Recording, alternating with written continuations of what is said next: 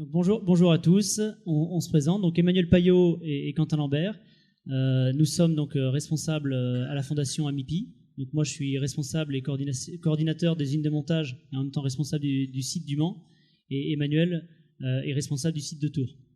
Donc on va, pour faire simple, débuter par d'abord un petit film de 5 minutes qui présente bien la Fondation. Et ensuite on attaquera sur une présentation qui découlera vers le sujet du jour, qui est le Lean et le management visuel dans nos usines d'apprentissage.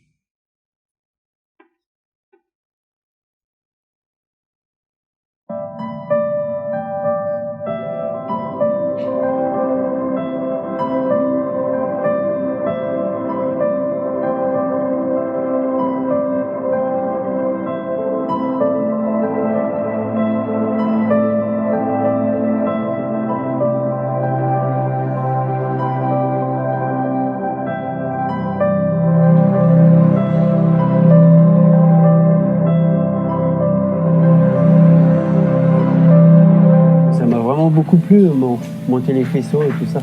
Et je dis, tiens, c'est un boulot qui est pas mal. J'essaye de m'appliquer, pas mal de monde qui me soutient pour que j'aille plus haut.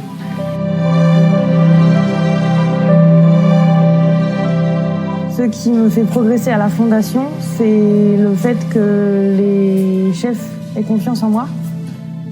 Ce qui me fait moi-même reprendre confiance en moi. Notre mission a toujours été, depuis le début, de remettre sur pied des personnes qui ont été laissées de côté. Les apprentissages de la Fondation, ça consiste à d'abord leur apprendre des techniques. Et ces techniques, elles utilisent nos sens. Et ces sens, ils sont faits pour développer le cerveau. En situation d'apprentissage, il y a des sollicitations répétées. Cette notion de répétitivité des sollicitations cognitives est extrêmement importante. Ces sollicitations répétées vont permettre de développer ce qu'on appelle les synapses, ces zones entre deux neurones, de développer des synapses existantes et voire même, à un certain moment, d'en créer de nouvelles. Et donc finalement, ce que la Fondation a fait, c'est de se dire que chez les personnes avec des déficits intellectuels, ce type d'apprentissage exacerbé pouvait améliorer leur situation cérébrale. Donc plus on les stimule, plus on va faire de synapses et plus les cellules vont être efficaces. Et leur efficacité, finalement, va servir à apprendre et reproduire ce qu'on apprend. Le métier de la Fondation AMIPI, c'est d'accueillir des personnes en situation de handicap. Et grâce à un outil industriel qu'on a développé, qui est l'équipementier automobile, on fabrique des faisceaux, on développe des opérateurs dans leur savoir-être et cognitivement, on développe aussi un certain savoir-faire pour ensuite les insérer dans le milieu ordinaire. Le gros défi qu'on doit relever chaque jour, c'est un peu notre point fort en même temps, c'est d'être dans le milieu automobile avec tout ce que ça engendre comme exigence, que ce soit au niveau rythme, au niveau qualité, au niveau flexibilité, avec des personnes reconnues travailleurs handicapés.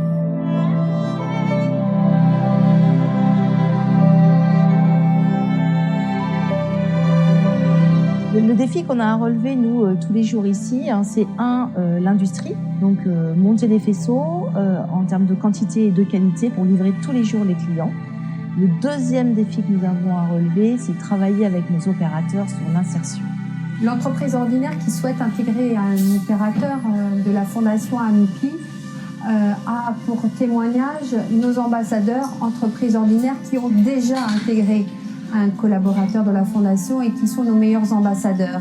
Nous sommes catalogués parmi le monde du handicap et comme on l'a déjà dit, le mot handicap nous handicape.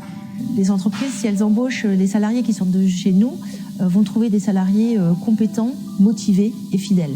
Là où on arrive à lever tous ces freins, c'est quand on arrive à faire venir des chefs d'entreprise au sein de nos usines pour qu'ils se rendent compte effectivement du travail qui est réalisé par nos collaborateurs.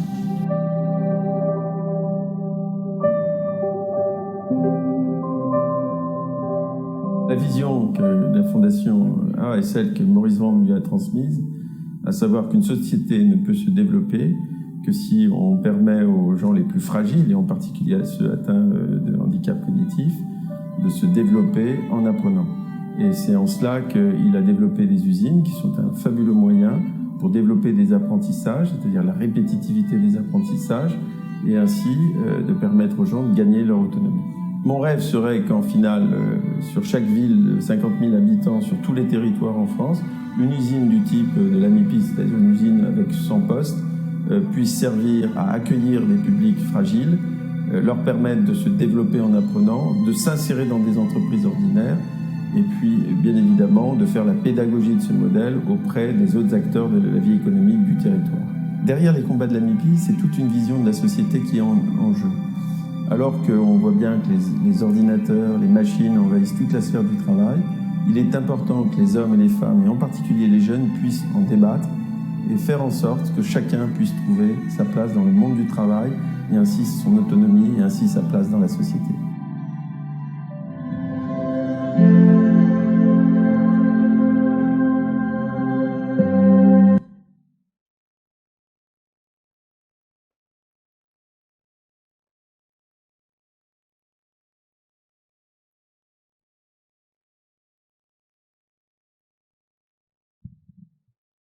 Voilà, donc on vous a fait une présentation par le film de la Fondation MIPI. Maintenant, on va attaquer effectivement plutôt le côté présentation un peu de ce qu'on est venu vous présenter aujourd'hui. Donc le faisceau électrique, voilà, vous le retrouvez dans le véhicule. Donc nous, on fabrique à peu près, enfin dans un véhicule déjà, il faut savoir qu'il y a 4 à 6 km de câbles dans une voiture. Et nous, on fabrique à peu près sur l'ensemble de nos sites à peu près 30 000 faisceaux par jour. Des câbles, faisceaux électriques qui alimentent différentes options de votre véhicule, par exemple les pare-chocs. On est spécialisé aussi dans les faisceaux moteurs, les faisceaux coffres. Vous avez beaucoup de faisceaux aussi dans vos sièges de voiture. Et voilà, nous on fait divers faisceaux et tout type de marque.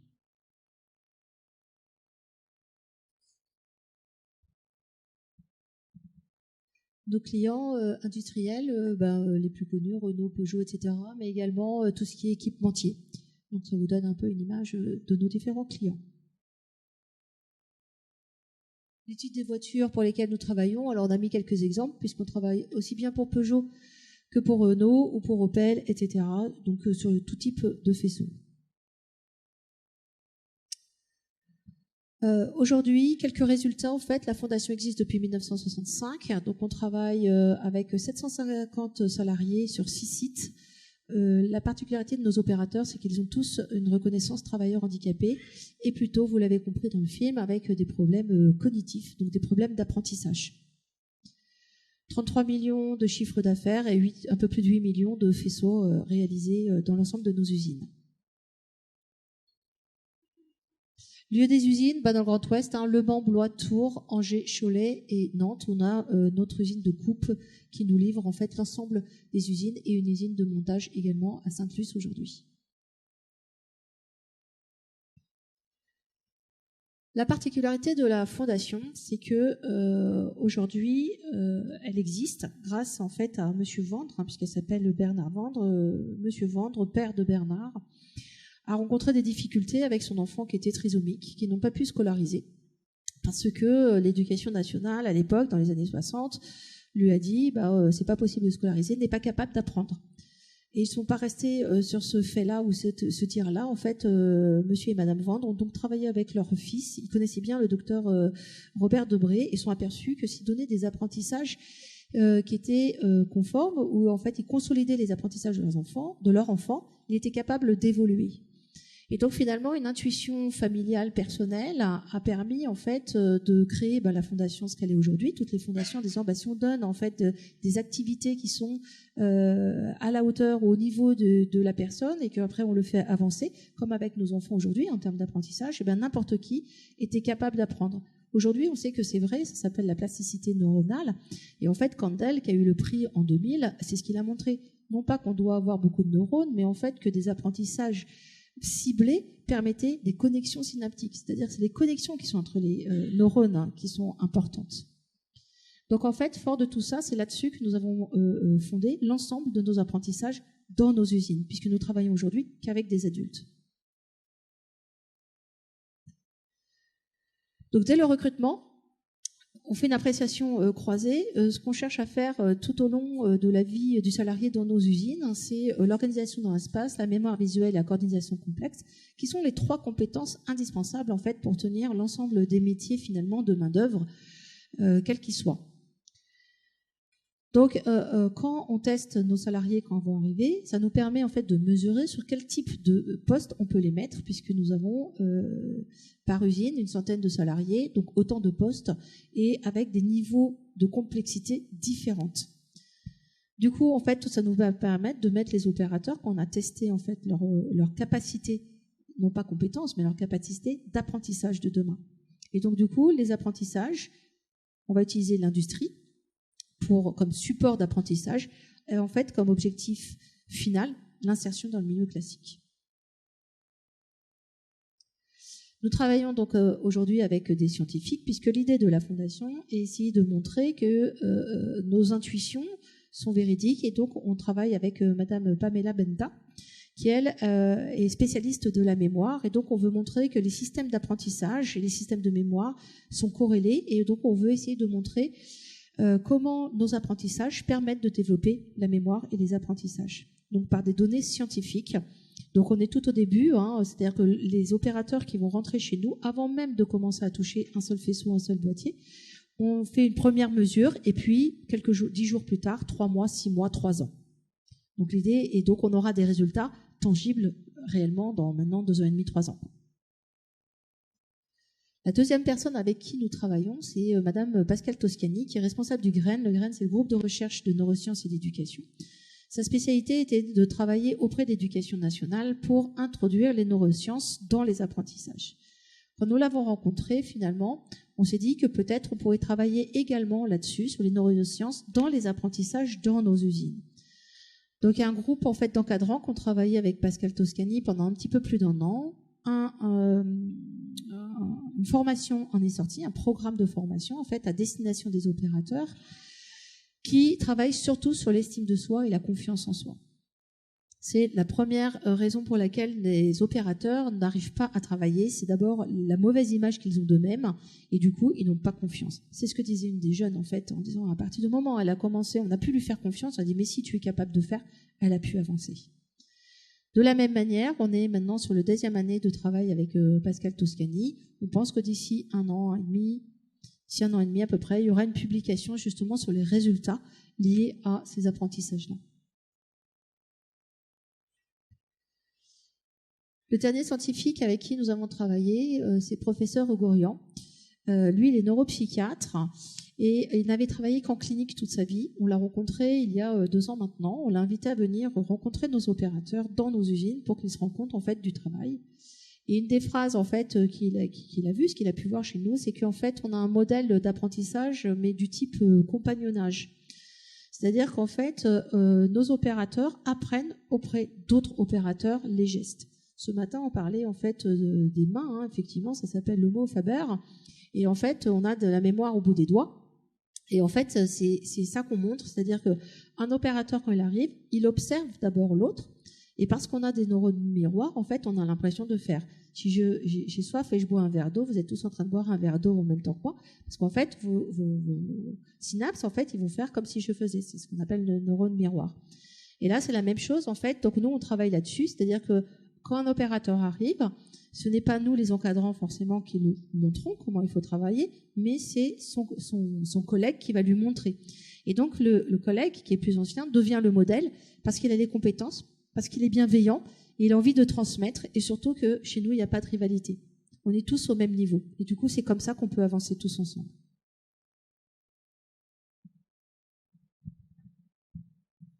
Donc, avec ces 2 choses-là, en fait, d'un côté, un comité scientifique avec les apprentissages, de l'autre côté, une industrie forte, on a créé la dualité, c'est-à-dire qu'on doit à la fois faire en même temps un bon produit et les bons apprentissages.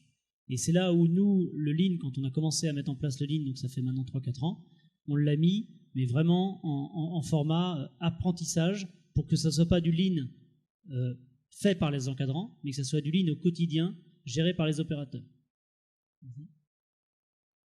Voilà, donc en gros, donc les 6 UPAI sont gérés de la même façon, avec différents métiers. Et on a mis, donc depuis 2015, on a été aidé donc, par un prestataire qui nous aidait. On a d'abord formé l'ensemble des directeurs d'usine. Ensuite, on a formé les collaborateurs, les managers de proximité. Et donc, on a mis en place plusieurs outils. Voilà. Donc, plusieurs outils du Lean dans nos usines. Donc, aujourd'hui, dans nos usines, on a du 5S au quotidien, dans 2 grosses parties de l'usine. Et même, il y a des sites qui sont rendus à faire les bureaux et l'administratif. Mais on a aujourd'hui créé du 5S au niveau des magasins de matières premières, des zones d'expédition et de tout l'atelier. L'amélioration des lignes de production, donc on a mis en place Chantier Kaizen. Il faut savoir que 80% de notre effectif ne sait pas lire ni écrire. Donc on a dû mettre en place beaucoup de choses avec du management visuel, beaucoup, vous verrez, beaucoup de smileys, beaucoup de visuels. Des résultats de production, que ce soit sur des rendements, sur des qualités, on fait des Pareto en qualité, etc. Pareil avec différents types de couleurs, différentes choses comme ça. Des changements de références rapides. On gère sur l'ensemble de nos sites, à peu près un site, c'est à peu près une 70 références de faisceaux différents. C'est à peu près 20 lignes de production.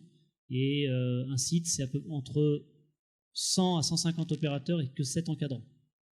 Puisque donc on est la dernière câblerie en France à cette échelle-là, et qu'aujourd'hui on a une concurrence mondiale, puisqu'on est 100% du travail manuel. Gestion d'un souci qualité, voilà, on est en train de mettre en place, là il y a 2 sites pilotes, Le Mans et Tours, sur le QRQC sur ligne. Donc nous avons donc énormément, voilà, comme je disais, travaillé donc, sur du visuel, des choses très très pragmatiques, puisqu'on a affaire à des personnes qui sont pragmatiques. On est dans l'automobile, donc effectivement on a aussi des choses très, très carrées à mettre en place. Une question. Le QRQC, résolution de problèmes rapide. Voilà, donc par exemple, voilà un type, donc le 5S, comment on l'a mis en place. Donc sur tous nos sites, on a balisé au sol. Là, vous avez un exemple donc d'un OK, pas OK. Donc là, c'est des rôles de matières premières qu'on a bien mis ou mal mis. On a la même chose pour n'importe quoi dans l'usine, c'est-à-dire que dès qu'il y a de la matière à ranger, c'est la matière avec soit une photo de la matière, soit des choses au sol. Mais on est vraiment là-dedans de trucs très très faciles à comprendre et très pragmatiques. Donc ça, c'est vraiment pour le visuel de qu'est-ce qu'il faut faire à tel endroit. Ensuite, pour le contrôle, on a mis en place dans toute l'usine des tableaux aimantés. Donc là, c'est un tableau d'un magasin. Donc on a simulé le magasin que vous voyez là-haut à gauche. Donc ça, c'est la simulation par informatique du magasin. Avec l'opérateur, vous êtes ici de l'opérateur, donc il sait qu'il est à cet endroit-là. Vous avez les têtes des opérateurs qui doivent faire les audits. Donc là, ils sont trois à auditer. Vous avez l'officiel, le remplaçant numéro 1 et le remplaçant numéro 2 qui vient faire l'audit le matin. Donc ça lui prend un quart d'heure. Et en fait, toutes les photos que vous voyez en bas sont aimantées. C'est-à-dire que la personne prend la photo OK, va dans l'allée qui va bien au niveau du magasin et dit c'est OK. Par exemple, dans une salle comme ça, je mets la salle propre de chez propre, je prends les photos et ça devient mon standard. Et tous les matins, il y a un étudiant qui vient ici et qui regarde si la salle est OK. Et tous les soirs, pareil. Et ensuite, donc c'est des audits croisés qui font donc c'est quelqu'un de l'atelier qui vient gérer le magasin et inversement, quelqu'un du magasin qui vient gérer l'atelier. Donc là, c'est ce qu'on a mis en place pour le 5S, avec des pictogrammes aussi. Vous voyez, cassé, c'est un crayon qui est cassé. Mal rangé, c'est voilà. Sale, c'est un balai. Et sécurité, c'est le panneau attention. Le même tableau, mais pour la production. Donc là, l'usine de production, c'est à peu près 1000 m². Donc là, vous avez 1000 m² représentés sur un tableau aimanté. Et là, c'est pareil. Donc les lignes de production, donc on voit pas les lignes de production, c'est ce qui est inscrit à l'intérieur. Tout ce qui est en noir autour, c'est les bureaux et les cafétérias. Et puis pareil, donc vous avez la tête de la personne qui a fait. Vous voyez que le lundi, c'est OK, il y a le check vert. Le mardi, c'était pas OK. Et donc ça veut dire qu'il y a une action à mettre en place. Et derrière, il y a un pictogramme qui va être mis à tel endroit. Il y avait telle chose qui n'était pas sécurité ou telle chose qui était mal rangée, etc. Et donc ça, c'est managé au quotidien. Donc tous les matins, dans tous nos sites, c'est le premier quart d'heure, donc pour un opérateur sur 150 qui va checker de 7h50 à 8h10, qui fait le tour. Et on sait qu'on démarre bien, et tous les soirs pareil. On sait qu'on finit la journée OK. Sur les actions que doit mener, là on voit que le mardi c'est non OK. En fait, c'est l'opérateur. Il y avait par exemple quelque chose qui était mal rangé. On donne une fiche à l'opérateur pour lui dire qu'il doit ranger, il doit nettoyer, il doit faire ça. Une fois qu'il a mené l'action, il doit aller voir son manager qui va vérifier que c'est juste et ensuite le petit rouge va devenir vert. Ça veut dire que le manager n'est pas encore passé pour valider. Ensuite, c'est pareil sur l'accompagnement des compétences, sur le tutorat, c'est pareil. Nous, on est obligé de parler vrai et de faire de façon nominative pour que les personnes... Ce qu'on dit souvent, c'est que si la personne veut progresser, il faut qu'elle soit consciente qu'elle doit progresser. Donc nous, aujourd'hui, on fonctionne sur du savoir-être et du savoir-faire.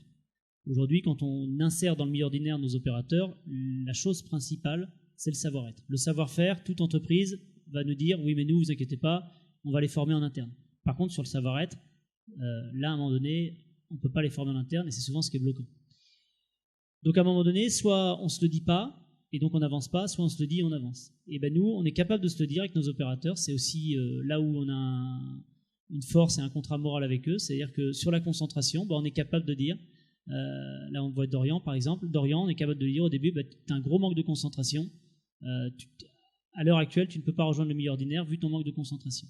Et puis on va bosser avec lui, donc on fait un point, son manager fait un point hebdo ou toutes les 2 semaines, et puis on va regarder un petit peu sur son savoir-être, qu'est-ce qui cloche, qu'est-ce qui peut avancer, quels sont les points d'amélioration, quels sont les points de progrès.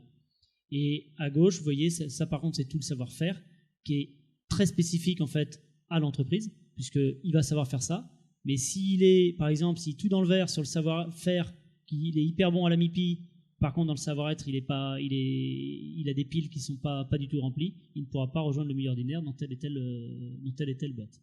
Donc l'objectif, c'est vraiment de bosser ça. On est face à des personnes qui ont entendu régulièrement tout le long de leur scolarité ou tout le long de leur vie, vous ne serez pas capable, de toute façon, t'es lent, ton frère est meilleur que toi, non, mais de toute façon, n'essaye même pas, tu n'y arriveras pas, etc. Donc quand on vous parle de confiance, la confiance est extrêmement, extrêmement importante.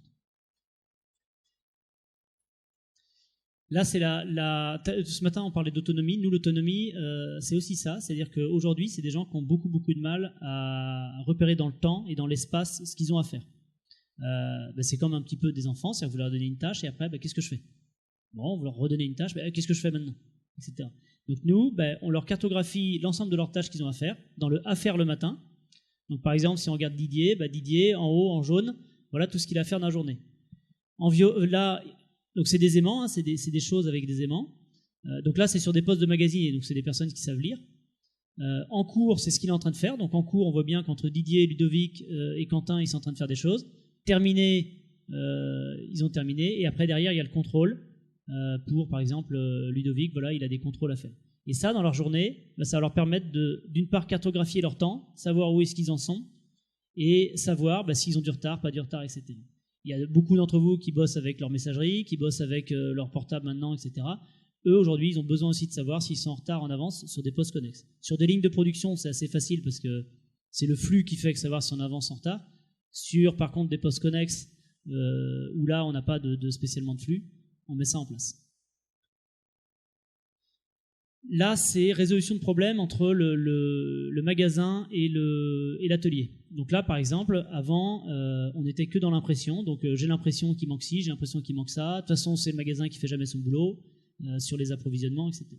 Donc là, on a mis en place un truc très très simple. C'est ça, résolution de problème très rapide. C'est la date, la ligne de production où c'est passé, quelle référence on tourne, qui l'a signalé. Ensuite, il y a des propositions d'aimants, c'est pareil, donc c'est des petites choses aimantées qui proposent à l'opérateur on va dire des solutions. Donc ça, là, par exemple, c'est provenance, c'est une préparation de kit qui a été mal faite. Mais ça peut être un réappairage, ça peut être un problème de fournisseur, ça peut être autre chose. Et ensuite, le type, et l'opérateur de production s'arrête là. Et après, c'est au magasinier de venir répondre et de dire que c'est OK, lui, il a réparé son erreur, etc. Et là, on évite tous les temps de discussion, tous les temps d'impression, et on est vraiment sur les faits. Et l'objectif, c'est d'aller aux faits et en fait, de régler le problème le plus rapidement possible. En production, nos opérateurs, c'est pareil, ont du mal à se repérer dans le temps. Donc voilà comment on décline les objectifs. Donc là, c'est une ligne pour le Renault Trafic, par exemple. Ils ont 11 bacs de 50 pièces à faire dans la journée. Et bien aujourd'hui, si vous dites à des personnes qui ont des problèmes de repère dans le temps, vous avez 11 bacs à faire dans la journée, ça fait comme quand vous faites une course avec les enfants. Vous faites 1 kilomètre avec un enfant, il va courir très vite les 100 premiers mètres, il va s'arrêter au bout de 100 mètres. Ben nous, c'est pareil. Ils peuvent aller très très vite le début de journée, se fatiguer et ne pas être dans la continuité. Donc nous, ben, c'est bête. Hein, en fait, il faut bien savoir que nous, quand on a des sujets industriels, on est obligé vraiment de penser à nos opérateurs et de simplifier au maximum les choses. Donc là, ben, c'est 11 divisé par 7h75 de travail.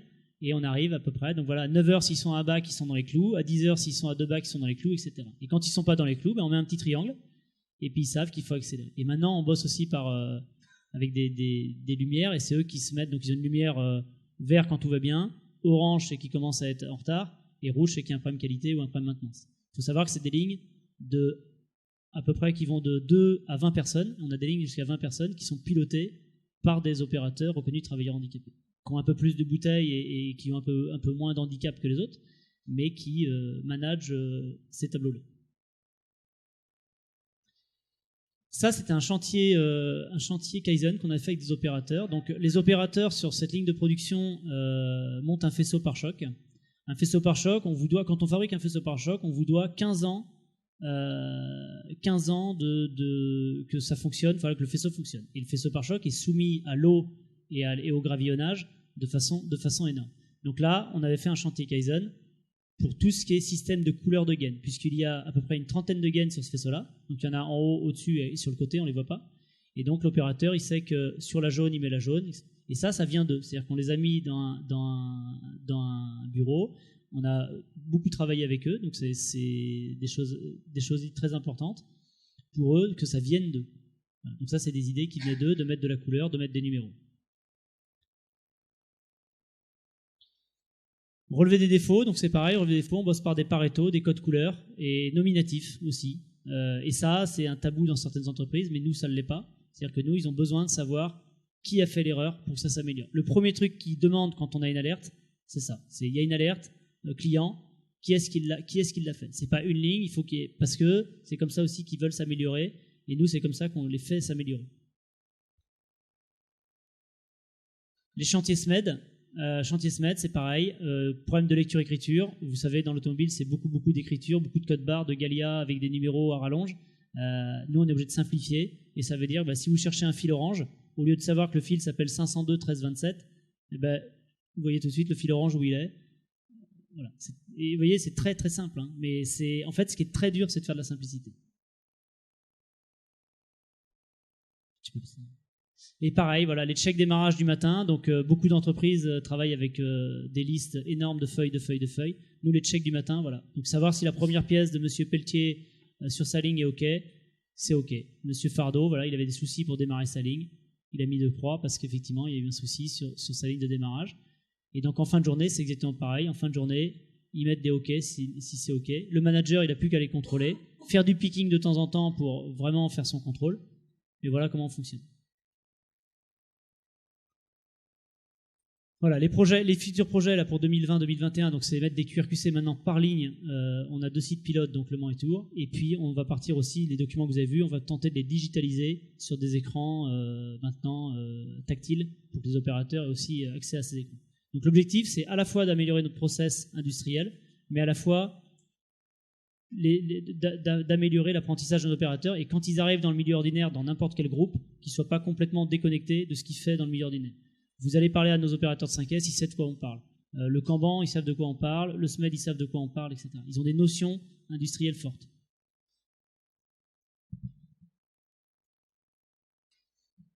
Alors, le choix de travailler pour l'automobile a été fait dans les années 60, hein, parce qu'en fait, le faisceau électrique a cette vertu, en fait, c'est qu'il est évolutif. C'est-à-dire que plus vous avez d'options dans votre véhicule et plus le faisceau est complexe. Ça veut dire que nous, avec les plus fragiles des salariés que l'on accueille, on peut travailler sur un premier sous-ensemble, un boîtier, 2 boîtiers, et il passe au voisin, et donc ça fait une chaîne. Du coup, l'intérêt pour nous, c'est que tous les faisceaux permettent de développer les 3 compétences que j'ai citées tout à l'heure, et nous permettent, en fait, pour ceux qui ont le plus de facilité ou qui sont en fin de parcours d'apprentissage avec nous, de faire un faisceau beaucoup plus complexe. Donc c'était quand même important d'expliquer le pourquoi de ce choix de l'automobile. Hein. D'abord parce qu'il y a assez de travail pour l'ensemble de nos salariés, et puis parce que le faisceau, il a cette vertu-là d'apprentissage. Nous l'avons dit, en fait, nos opérateurs, on les prépare à pouvoir s'insérer. Nous sommes que très peu dans l'usine, hein, parce qu'on a entre 6 et 8% en fait de taux d'encadrement, ce qui n'est pas énorme. Ça veut dire qu'on a dû non seulement mettre beaucoup de choses en place en termes de modèles visuels pour qu'ils puissent être autonomes, mais on a dû également s'appuyer sur un certain nombre de postes connexes qui nous permettent de mener à bien nos missions. Donc, bien sûr, les opérateurs, quand ils commencent, qu'ils arrivent chez nous, ils sont toujours à l'assemblage. On commence par le poste de production. Mais en fait, avec ceux qui le souhaitent et ceux qui ont les compétences, même ceux qui ont moins de compétences, en fait, on arrive finalement à leur apprendre un certain nombre de choses. Par exemple, les assistants de ligne, en fait, vont traiter les défauts. On peut imaginer, même si on ne sait pas lire, peut-être qu'en fait, on est capable d'apprendre en fait à quel type de boîtier, quel type en fait d'outils on doit utiliser. C'est des choses qui s'apprennent. Ils apprennent par cœur, en fait, comme nous pour apprendre une partition, par exemple, de musique, c'est la même chose. On leur donne les outils et on leur apprend à les utiliser. On apprend ça. Donc même s'ils savent pas lire, ils peuvent très bien être assistants de ligne. Ce n'est moins le cas, par exemple, des contrôleurs. Les contrôleurs, en fait, c'est ceux qui nous garantissent que la production, d'abord, on peut démarrer. C'est eux qui nous font démarrer l'atelier. Tous les matins, toutes les premières pièces de tous les salariés sont contrôlées par les contrôleurs sur des tables de contrôle. Donc, on va mesurer le dimensionnel et que l'ensemble des pièces sont conformes à l'attente du client et au plan. Donc, les contrôleurs, c'est un poste très important. Ils donnent les informations, ils nous garantissent donc en fait le démarrage de l'atelier. Et on l'a vu, les magasiniers, c'est pareil, hein, ils font tout le travail. Il y en a un responsable magasin par usine, mais bon, on a des dizaines de camions qui arrivent et qui partent. Et dans ces cas-là, c'est bien les opérateurs qui nous tiennent l'ensemble de ces postes. Donc l'idée pour nous de cette polyvalence, c'est que ça nous permet de développer les compétences et de préparer les opérateurs à intégrer le milieu classique. Donc voilà, c'est ce qu'on a écrit là. Une fois les apprentissages réalisés, en fait, on va travailler avec eux sur un projet.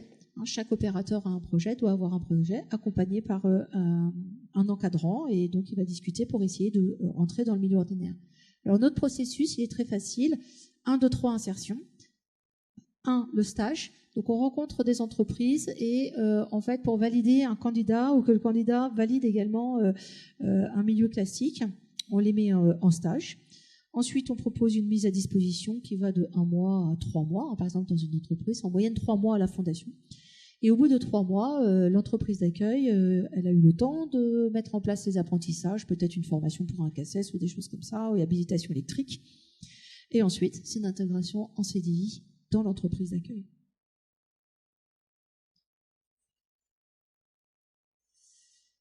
Les entreprises avec lesquelles on a travaillé. Donc, en fait, il y a 118 insertions réussies depuis 2019 à la Fondation, et il y a eu autant pratiquement de postes et d'entreprises que d'insertions. Et dans tous les domaines. Hein, vraiment, il n'y a pas...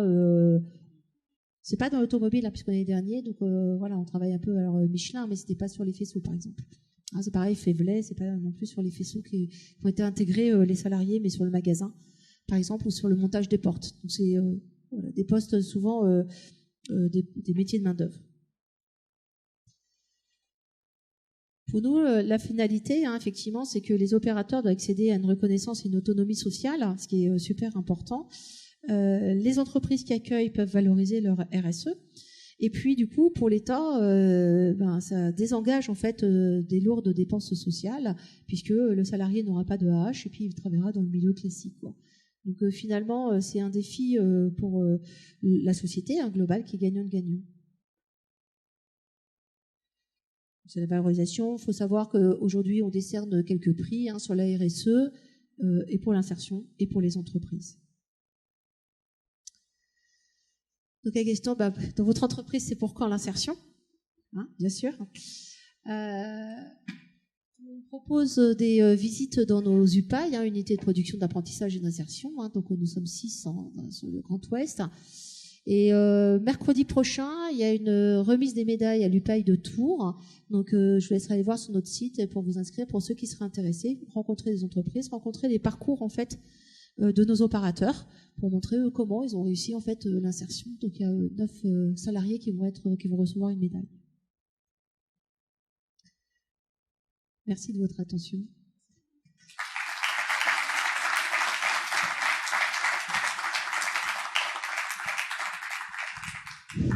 on a le temps pour une ou deux questions, peut-être plus, on verra.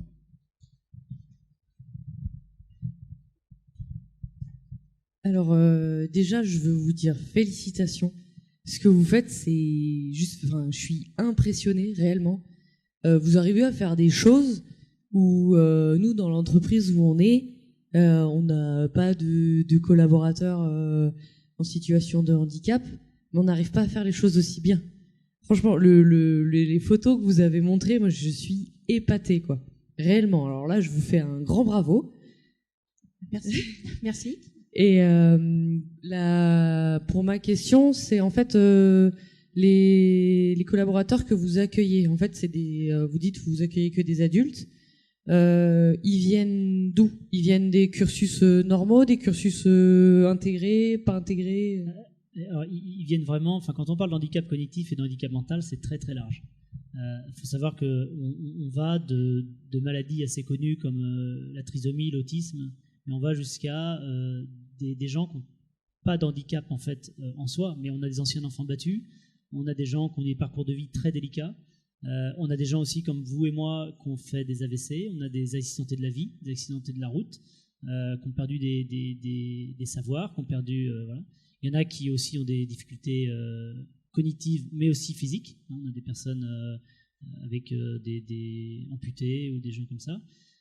Donc ils viennent de tout milieu et de tout âge. C'est-à-dire qu'on recrute des jeunes qui ont 18 ans, qui sortent d'IME, d'IM Pro, qui sortent des classes Ulysse. Les classes Ulysse, c'est anciennement ce qui s'appelait SES ou SECPA.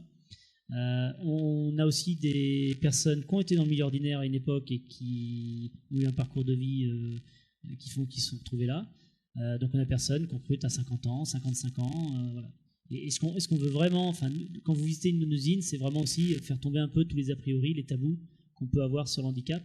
Et c'est la force aussi de nos usines, c'est que il y a des handicaps très très variés et il y a beaucoup d'entraide entre eux sur les lignes de production.